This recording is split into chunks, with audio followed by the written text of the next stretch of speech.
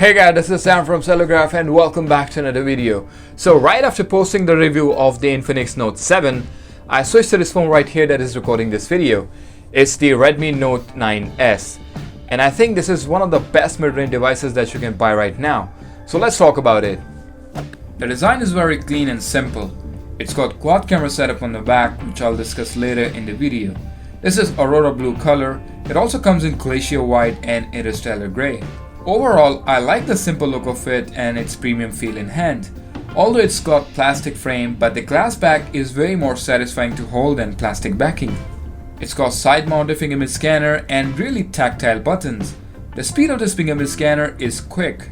The display is FHD Plus IPS LCD panel with a hole punch cutout at the top center. It's definitely better than having a notch, but it would have been less distracting on the top left side, like we've seen on Infinix Note 7. The display is really good, although it's not as bright as the AMOLED panels, but it's still very much usable under direct sunlight without any problem. It shows accurate colors, and this is one of the benefits of having an IPS display. Viewing angles are good, and the size of the display is 6.67 inches, so it's quite big and enjoyable, but also using it with single hand is a big challenge. The single down-firing speaker is loud and produces crisp sound, which deserves an appreciation in this price range. It's got 6 gigs of RAM, Snapdragon 720G processor and Adreno 618 GPU. Xiaomi has decided to step up the game by putting the newest 700 series processor in much affordable price range. The performance is really good on this phone. It's handling everything from high-end gaming while sharing hotspot connection and running all the social media applications and switching between them very efficiently. Although I've noticed few animation stutters, but I hope it can get fixed with a software update. Overall, I'm really happy with its performance. Also, let me know if you want to see PUBG gameplay at high settings on this phone. It's running the latest MIUI version 11 based on Android 10, and Xiaomi skin is one of the better looking Android skins in my opinion.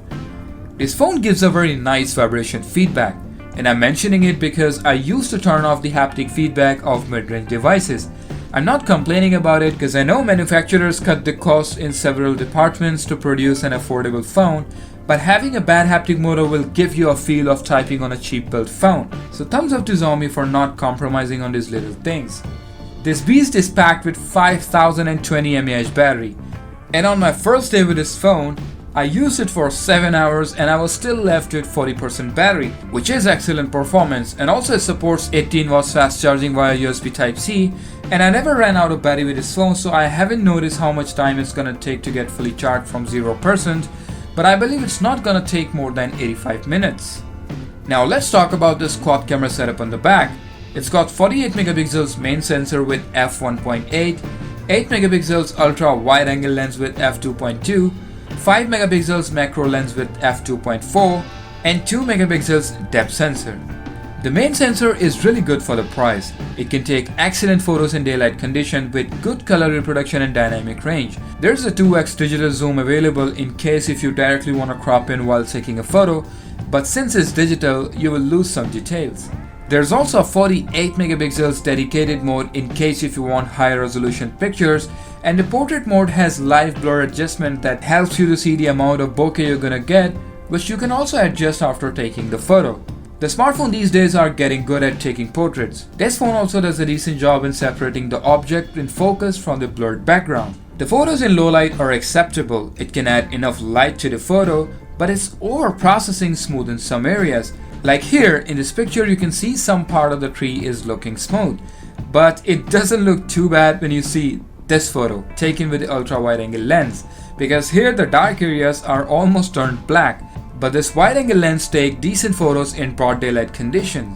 Also, Xiaomi has included a 5 megapixels macro lens, and I think this is the first 5 megapixels macro lens on any smartphone yet. It's taking good photos and the focal length isn't fixed, so it's more useful on this phone. This phone can record videos up to 4K at 30 FPS and slow motion 720p at 960 frames. It's got 16 megapixels front facing camera for taking detailed selfies, but it doesn't support any type of stabilization, which is sad news for vloggers. Now you know you're paying less and there are areas where you feel it doesn't perform like a flagship, like in night photography, but if you evaluate the overall performance of this phone for the price that you're paying, I think it's providing great value for money. So that's it in this video. Thanks for watching and don't forget to subscribe. I'll see you guys in the next one. Till then, stay safe.